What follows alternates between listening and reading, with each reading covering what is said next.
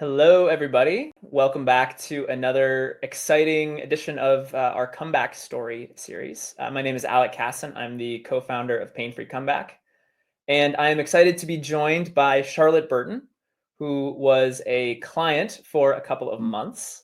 And Charlotte has a pretty incredible story. She was practically bedbound with low back pain, leg pain, and sciatica. She was diagnosed with prolapsed discs and annular fissures and went from being somebody who was really active to being stopped dead in her tracks by chronic pain. And she was 100% convinced that her symptoms were structural, that these prolapsed discs and annular fissures were the cause of her pain. And she discovered TMS, and within a couple of months, she discovered that actually her emotions, her symptoms had a huge neuroplastic component to them. And she's made an incredible recovery. She's back in her life and doing things like riding a horse that she hasn't done in 15 or 20 years. So, Charlotte, welcome. And thank you so much for being here and sharing your story. Thank you for having me, Alec. Nice to catch up again. Yeah, it is really nice to catch up. One of the things we were talking about this a little before we started recording.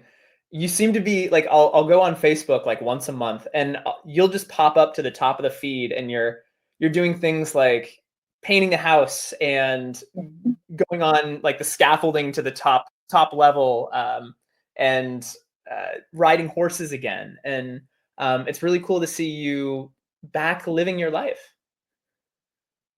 It feels amazing. It really does. Yeah. If you'd have told me this time last year that I'd be doing these things again, I wouldn't have believed you.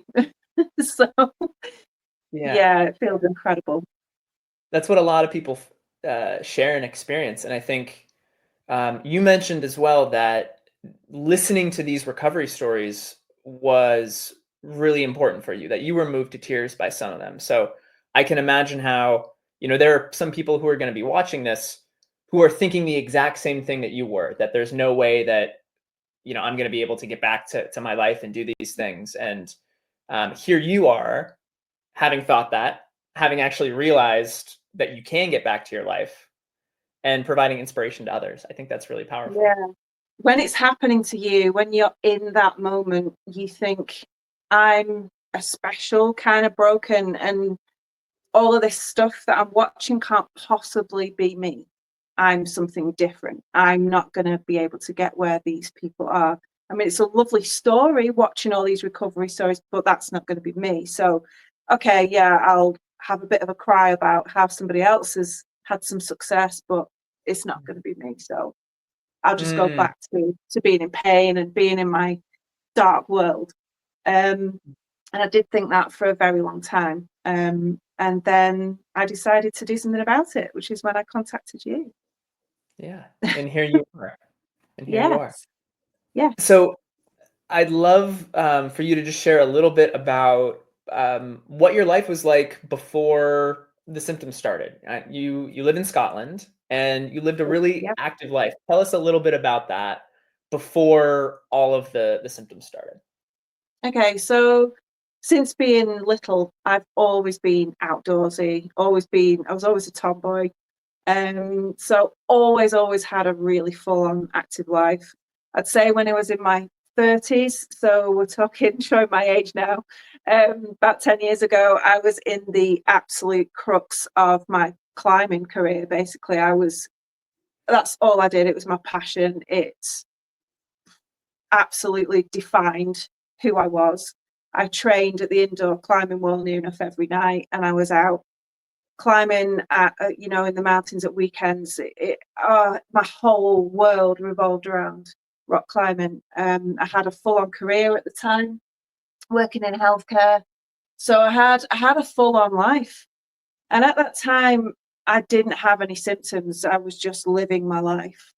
Um, and then I guess a catalogue of things happened that at the time I didn't add it up, and I didn't think it was anything to do with the physical pain, because we all know that you go to the doctor, you go to to the hospital, and they put medical labels on things, especially when you've had a scan, to say that you've got a prolapsed disc, that you've got annular fissures.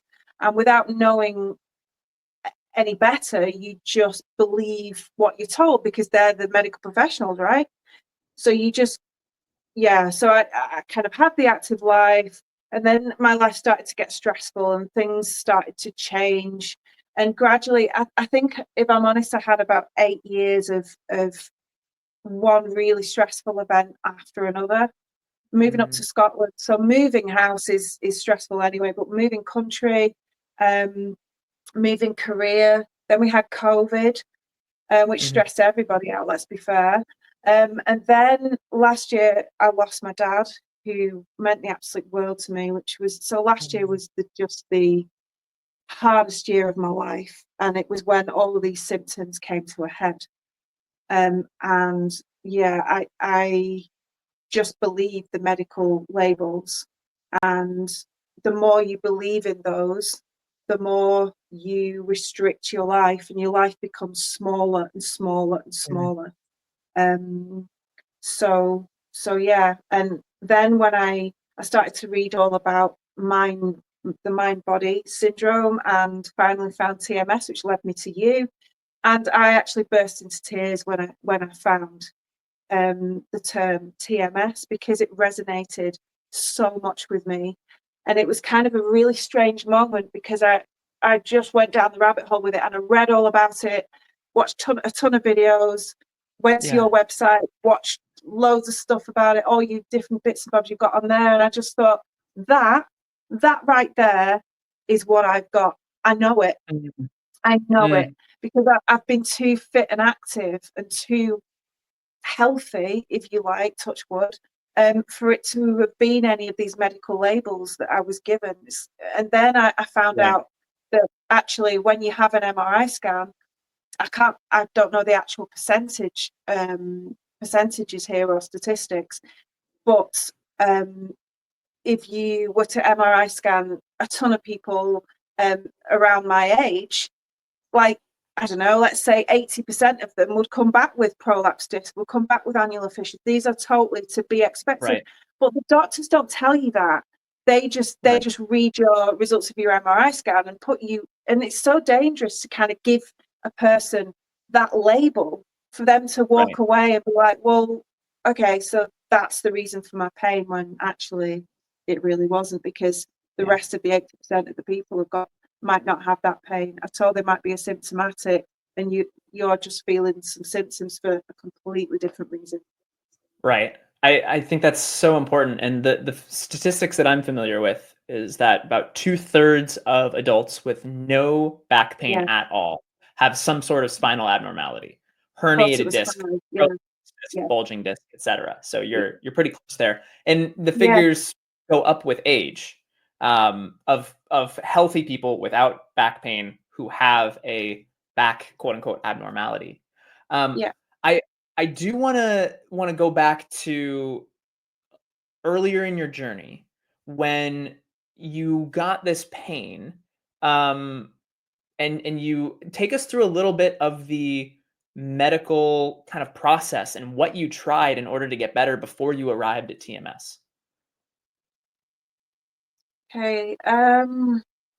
I tried medication, really nasty opioid drugs that nobody really tells you before you start taking them how addictive they are.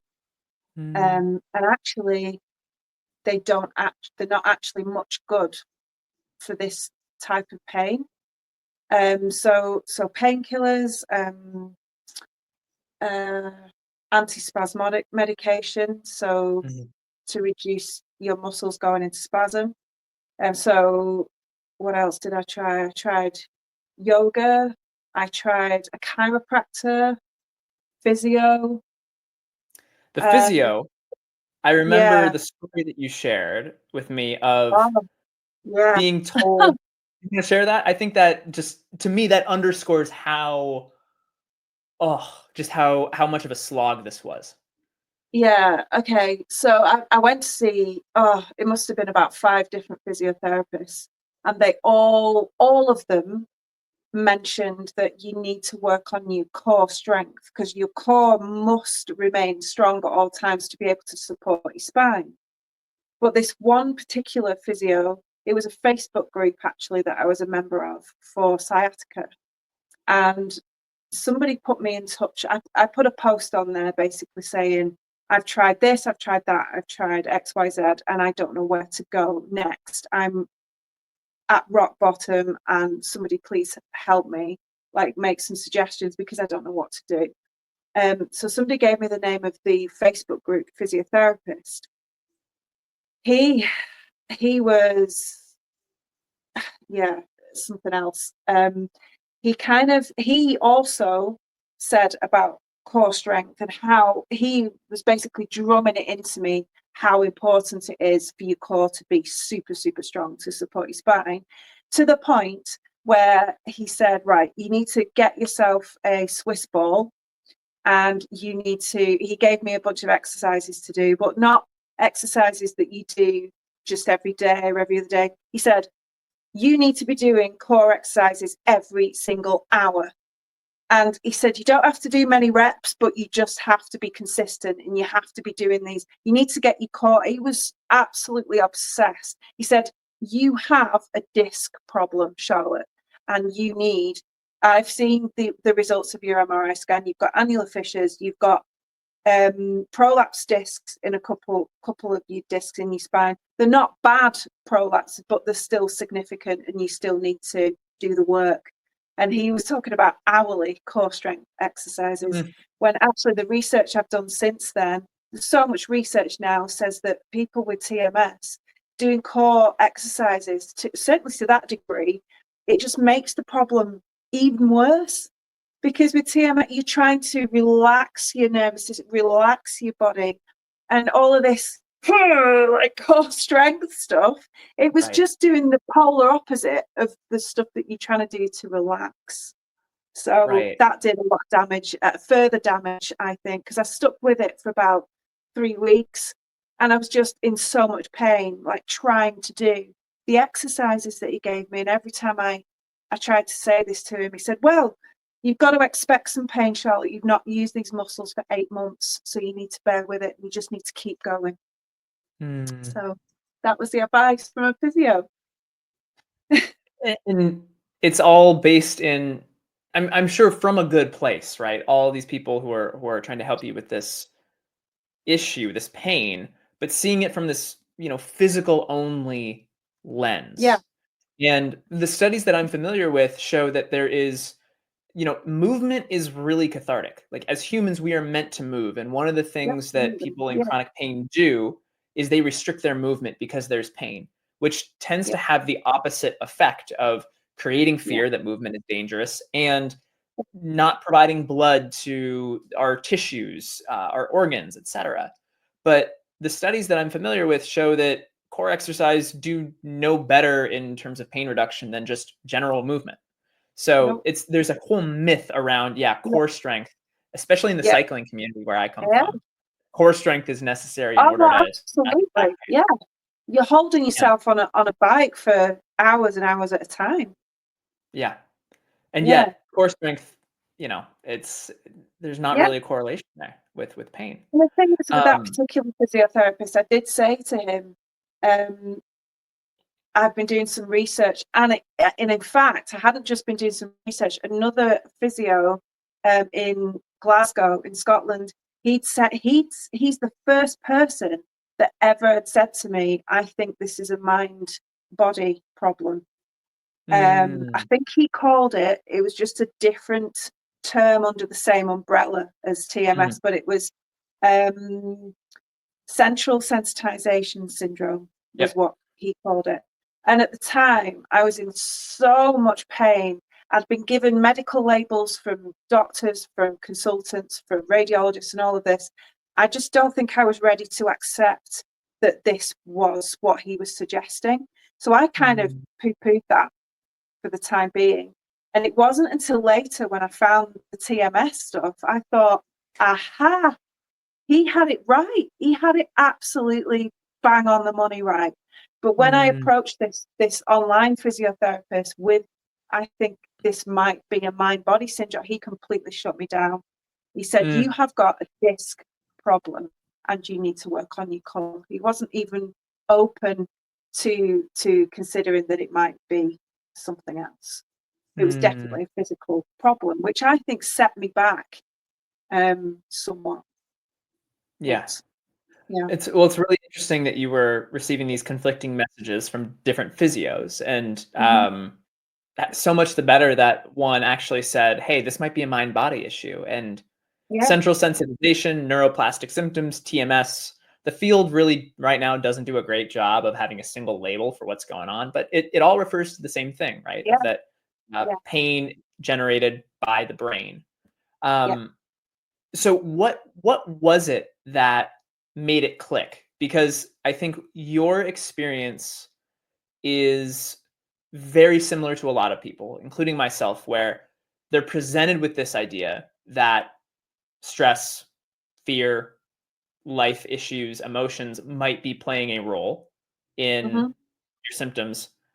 And a lot of people at first say, "Yeah, no, this is BS." What was it that made you go, "Aha, this is the thing. This is what I need to work on."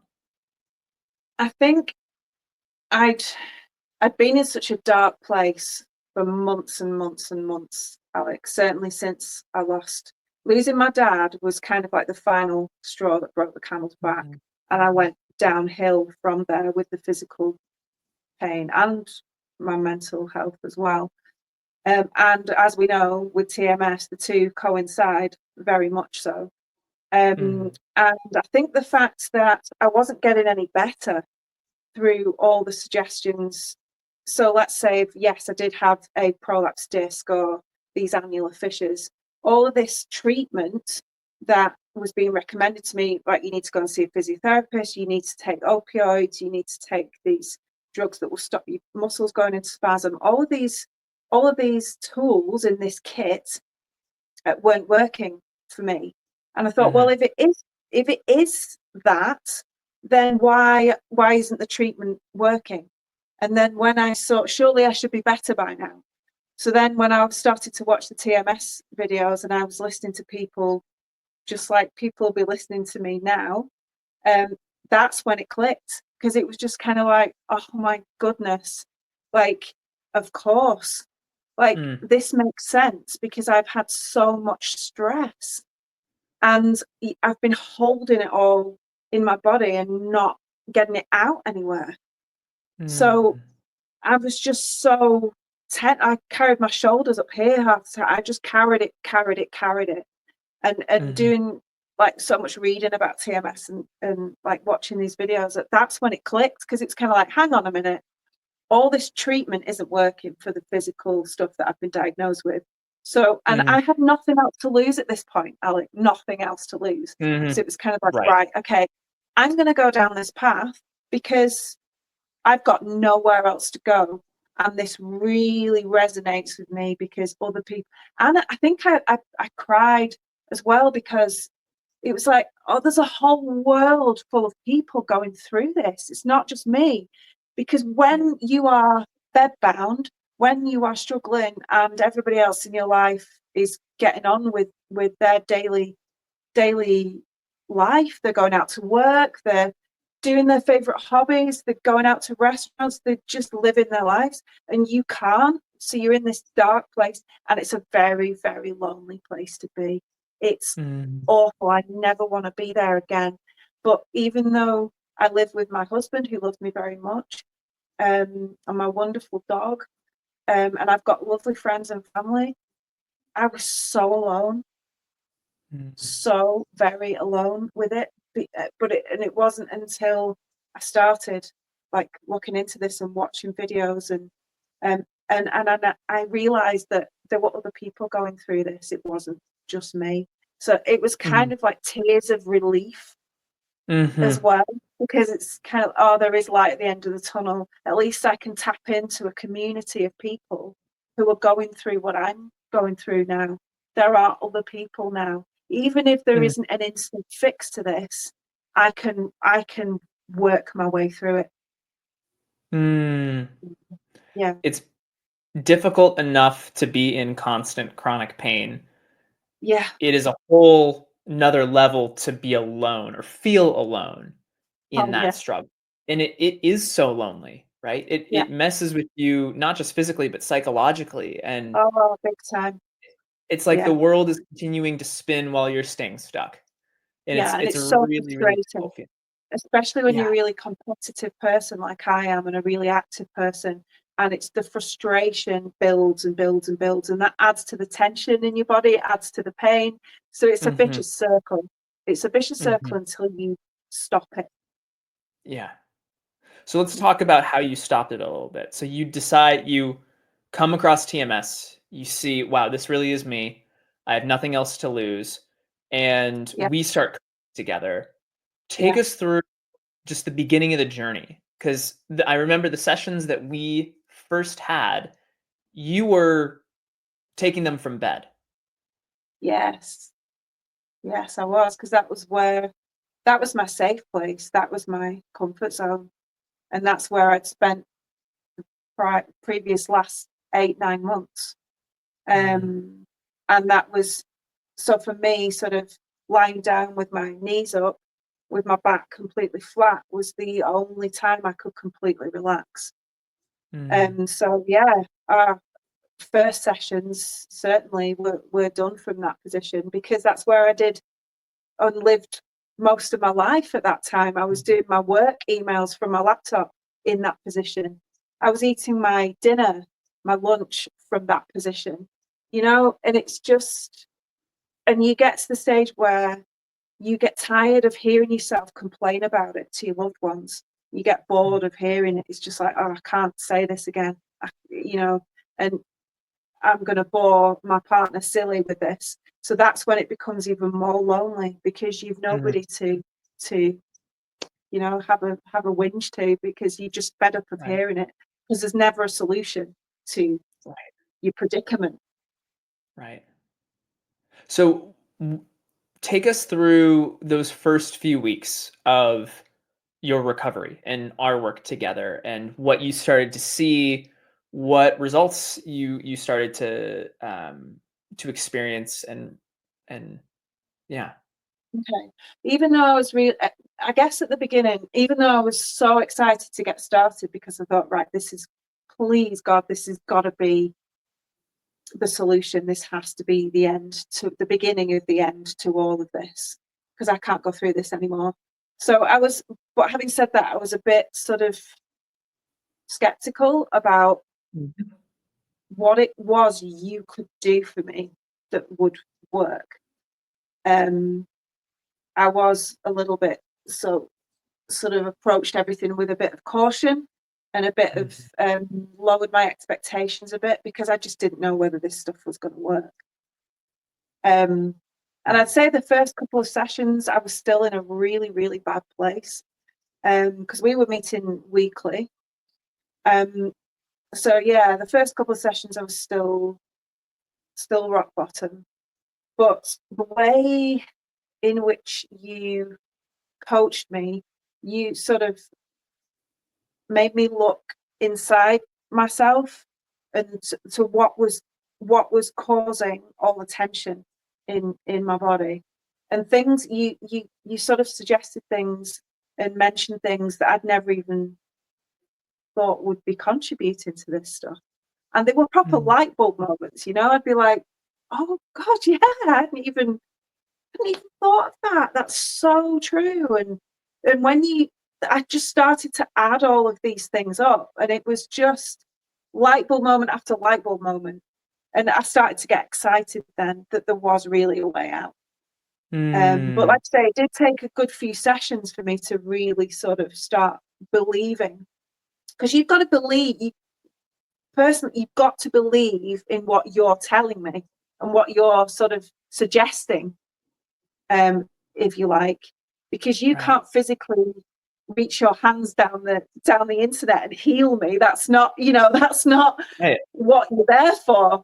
But if there's people kind of thinking, well, how does this stuff work? I don't know how it works, but it works. But it's not an instant thing. It kind of creeps in. And then before you know it, it's kind of like you start thinking in a completely different way. Yeah. I love that you mention the first few sessions, you didn't necessarily see results. You're still rock No. bottom. You're still Yeah, skeptical. I think that is yeah, so normal for people. yeah. And I also love what you said about going inward and having these light bulb moments, because so often in the medical world, we are trying to be fixed by other people, We right? just want an You go to a instant doctor, fix. I It's want an kind of like, instant pill. I want it yeah, now. yeah. And You that's break your not what this arm, is. put it in plaster, you have surgery or whatever, and it's fixed. Right. Um, but this stuff, it's so much more complicated than that. And I'm not a very patient person either, but this is something that I definitely needed to dig deep and just find that patience for, because there was no way it was ever just going to fix overnight. Yeah. You've really got to do the work. Right. Yeah. Right, and nobody else can do that for you. You know, No. I think coaches, the role of practitioners in this field, it's to be a facilitator for a client's Yeah. experience, help Yeah. them find their own answers, to be a guide. Yeah. And I'm Yeah. curious, some of the light bulb moments that you experienced, if you are open to sharing some of those, because I think that might really resonate with people. For example, I guess we talked about relationships with other people in my life, Mhm, and some of those relationships are good, some of those relationships not so good, and some of mhm, those relationships are really, really, really bad. And you think as humans, you think you've kind of dealt with something, dealt with a misunderstanding with somebody, or a hatred that's kind of built up over years, and you think you've dealt with it. But until I sort of had your coaching, and I've had counseling sessions with people in the past, and I've had, that one to one, but nobody has managed to pick out what you picked out. It's kind of like I talked about relationships with family members, with friends, and you listened intently to what I was saying, and then at the mm, end of that particular session, you turn around and say, right, okay, let's go back to that relationship with that person. And then you'd say something like, I want to dive deeper into that. Like, how really, just this is you and me now talking. So, how really did that make you feel? Don't just skim mm, across the top. What, mhm. how did it, and then it was kind of like the floodgates had opened, and all this stuff had come out that I thought I dealt with. And it was just like, oh no, I hadn't actually moved on from that. It was still all like so much rage and anger. And you gave me some tools. This is where the light bulb moments, it's kind of like when we did the role play about, let's pretend Mhm. I'm such a body and you need to just get Right. this off your chest. That was a really good method to use, because I just let rip in our role Yeah. play session. And it really worked. It was like I just had that person in front of me and I just told them what I really thought and why it upset me. And I would never in a million years have thought of doing that. That was so useful to me. And do you know what, Alec? I still use that now. Like if somebody's really annoyed me, I love it. I'll go for a drive in my car and I will just pretend that I am speaking to that person, and I'll use that tool. Um, Perfect. so that's an example of that. I I love those, um yeah, oh, there's so many different things I could say about that, but I just applaud your willingness to dive into the process, right? And to be skeptical, but also open to trying these different things and seeing, oh, actually, yeah, I do have a lot of rage that's been Yeah, stuck down toward this person. Oh, yeah, there is some yeah, stuff that I want to say. And the piece that I really love is how you're continuing to use this, yeah, because I think these tools, that's my whole goal as a coach, right? Is to be able to give my clients the tools that they can use for the rest of their lives. yeah, We exactly. spend we spend so much time stuffing down the stuff that we don't want to Yeah. say or we don't feel. And when we're able to let it out in a safe way, oh, it can be so cathartic. No, It's I mean, brilliant. I've got so many notes I made from our sessions, and I've still got access to your page. And sometimes when I can't remember at all, I'll just go on and I'll just read back my notes, and it's just like, okay, I'll write a letter to such a body, Yeah. and then I actually wrote a letter to somebody the other week, and then I just burnt it. It was like I read it out loud, got it out, and then I didn't want the letter still hanging around, so I just lit it with a match, and it's ash, and it's gone, and it's dealt with, hopefully. And whereas before I'd had coaching sessions with you, I wouldn't have even thought that, wouldn't have even entered my mind. But it's such a Yeah. useful, and it's so simple, and you don't need any money to do it. You just need a pad and a pen, and away you go, and you just let it all out. And instead of burying it, which is what causes this problem, and it can take years for this stuff to build up. You don't even realize it's happening. Yeah. Well said. Well said. So you had these internal realizations about the emotions that you've been pushing away, certain relationships. Let's talk a little bit about the physical recovery and getting back to physical activity, because that was such Yeah. an important part of your life. And um, you ended up being able to go on these hikes, and being bedbound to going on hikes with your partner. And take us through a little bit of the physical aspects of your recovery. The physical aspect was quite slow because my confidence was still quite low too. Mhm. And I just wanted to sort of take my time with that. I think the mind and body, they do sort of obviously they coincide. So the stronger I got within my soul, within my heart, within my head, then my body, I could tell that my body was catching up. And it's just like, okay, I'm with you. Okay. And it was just the Mhm. more and more I connected with myself again, instead of fighting myself, instead of this internal war that's going on, the more I relaxed, which means the muscles in my back and my legs I was just in agony. So I started to come off pain medication gradually, very gradually, working with my doctor to do that. Mhm.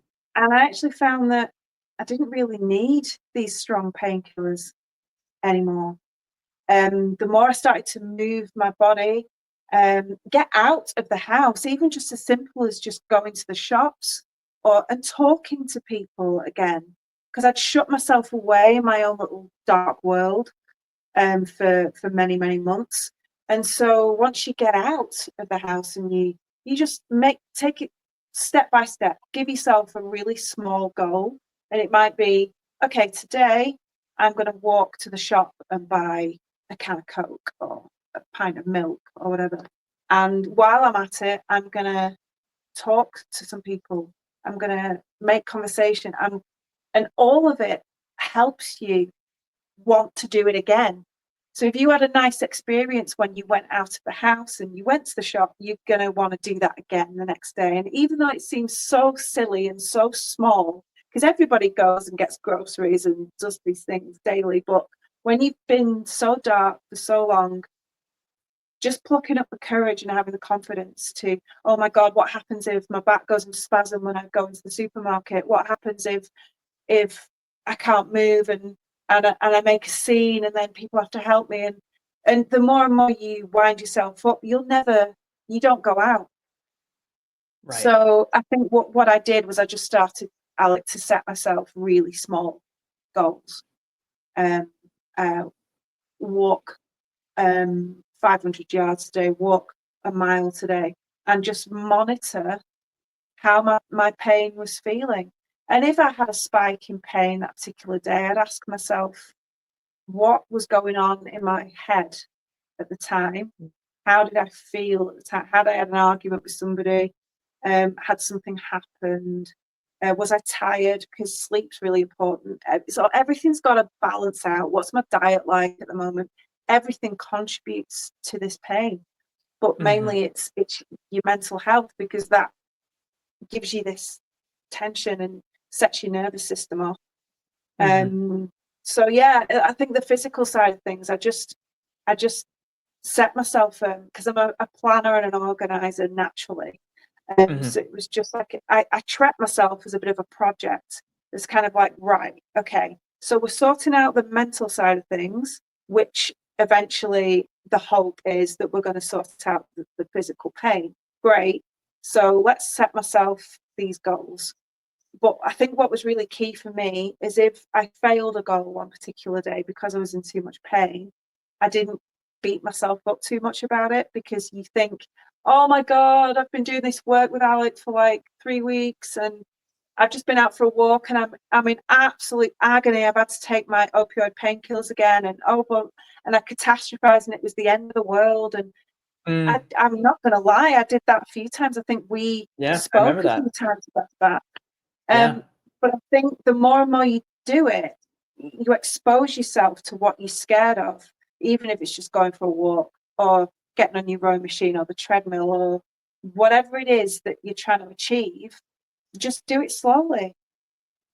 And that's what I did really. And then before I knew it, I was out doing all kinds of things that I used to love. Yeah, and that's how I did it. It's just self-belief. Yeah. Self-belief, gradual, graded exposure. You know, Yeah. I think it's a really important point that there are going to be setbacks on this journey, right? There are going to be Oh yeah. times where, yeah, you get pain and you're like, all right, you know, in the cycling world, we say some days you're the hammer, other days you're the nail, and Ah, great. it, I like that. Yeah. that's the Yeah. case. But what I loved is that you kept going, you kept retraining your brain, you kept saying, "There's nothing wrong with my body. This is safe," and Yeah. essentially, your brain, your mind got the message. Yeah. And I remember receiving a photo from you of, hiking with your partner and with the Yeah. walking poles um, Yeah. and just getting back out into nature, which I know is so important for you. And I have a photo that I wanna share, that you shared with me, just Yeah. of out on the peaks, Yes. Yeah. and, it's amazing how much it snowballs, right? Once you're able to do it, once you have the confidence, it just it begets more confidence. Yeah. I mean, don't get me wrong, it kind of took me ages to get up that mountain, but it doesn't matter. Doesn't Yeah, matter. I yeah. got there eventually, and it's not a race, you know. Um, yeah, I was just absolutely ecstatic because I thought like the mountain that I'd done like a couple of years ago was my swan song. I thought that was it for me. But no, no way. I'm back. Not So yeah, yeah, And share a little bit about what you're doing now, because I remember um, when we ended our coaching engagement, you were getting fully back into life, volunteering, getting a job, doing yeah. all sorts of physical activity. Tell us a little bit about what you've been up to. Yeah, well, life's full for me at the moment. Because obviously I work for me and my husband run our own business, so I've always kind of done the admin for that. But I decided as part of this recovery that I was going to go out and just get another part-time job, just to get some interaction with people again, get my confidence up. And it's actually a physical job as well. It's working in the coffee shop, so you're on your feet all day, constantly, serving. It's quite a physical. I've got so much more respect now for people who work in hospitality, because it's just hard work. And the fact Mm, that, I mean, yeah, it was really, really quite painful at first, but mhm, then you just get on with it and you think, no, there's nothing wrong with me. I'm absolutely fine. It's just a new thing you're doing. So you're just getting a little bit upset about it, but it's absolutely fine. And I just got stuck into it. So that I've been doing that all summer, as well as doing all of our admin work for the business. And I've got my little dog, Jess, and mm, I volunteered for us both to go and do pets as therapy support. So we're going into mm, like hospitals and hospices and places where there's very vulnerable people, because yeah, bless Jess, she's absolutely fantastic with people like mm, that. And we've not actually started yet, because we've been waiting for all my kind of police checks and stuff to come back. But that's certainly something we're going to be doing over the winter. And Mm. can't wait to get stuck into that as well. Got holidays planned, where in fact, the holiday that we're going on in a couple of weeks, we're going to be trying some climbing again. So I Awesome. can't wait to, yeah, absolutely can't wait to do that. So yeah, and I'm going to be carrying on with the riding, because I want to learn how to ride Western, so I can go out to Montana, or Wyoming.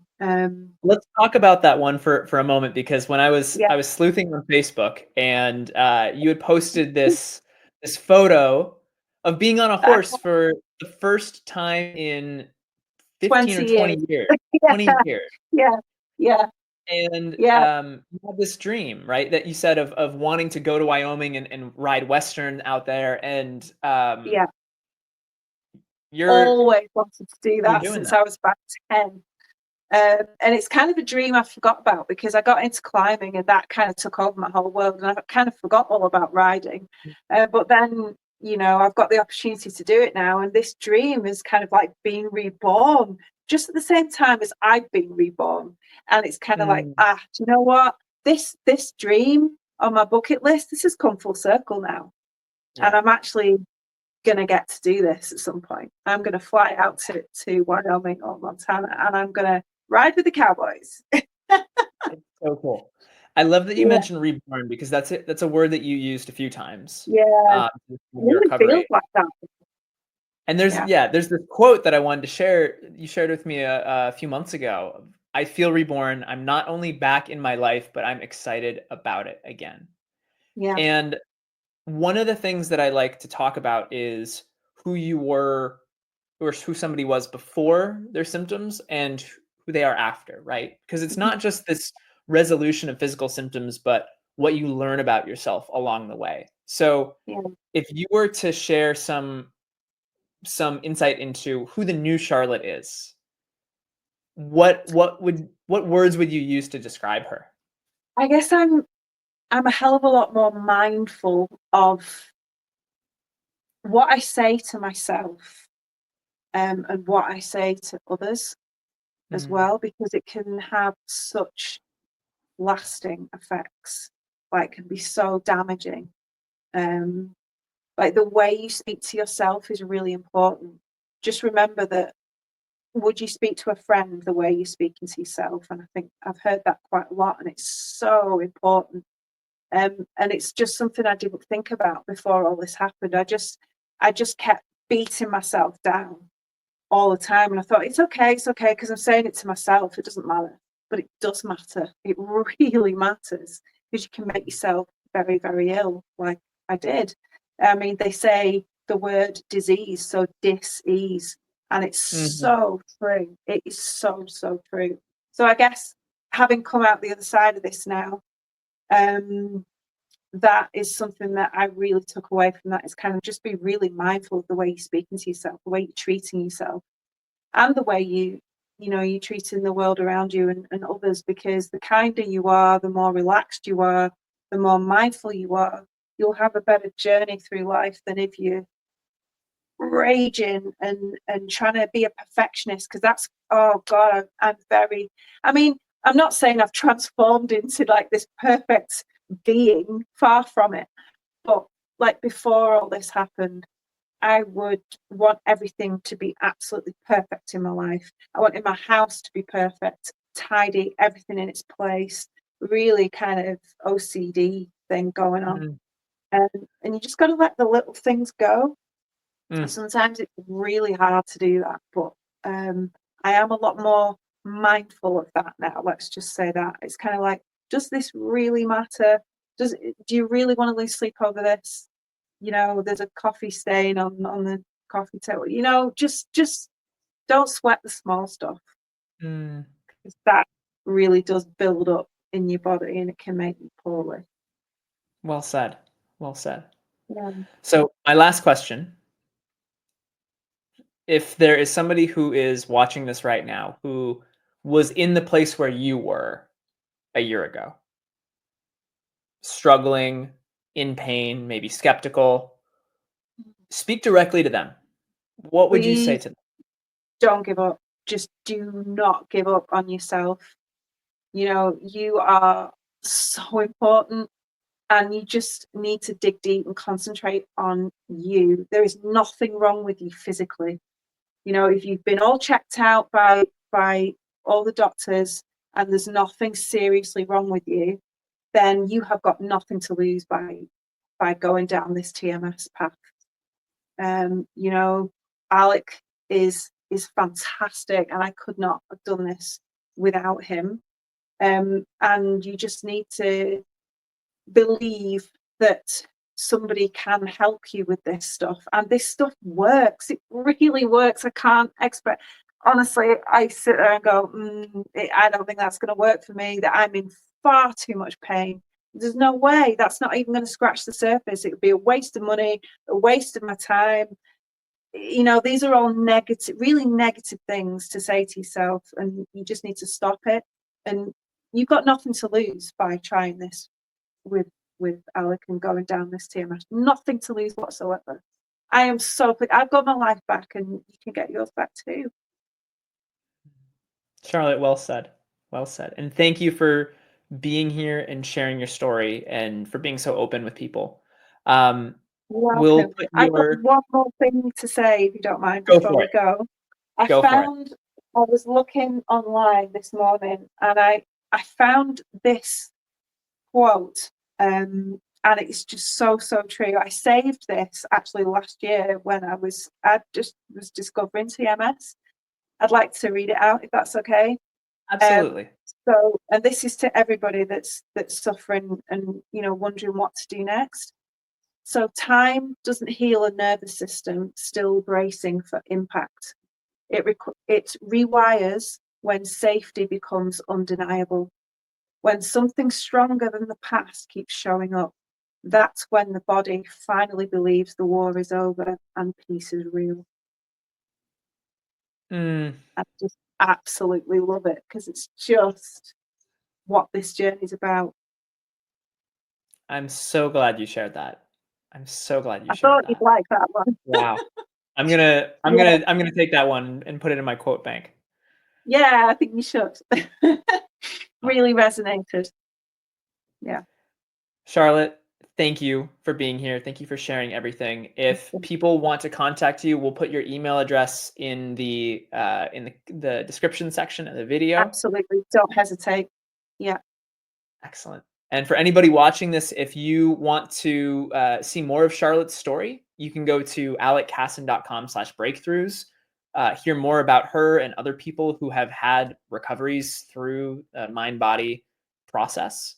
And if you're ready to engage and make your comeback, head over to painfreecomeback.com. There's a ton of resources, free resources, low-cost resources, premium resources for all types of people, all types of conditions.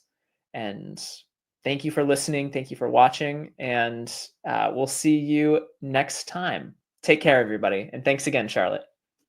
Thank you.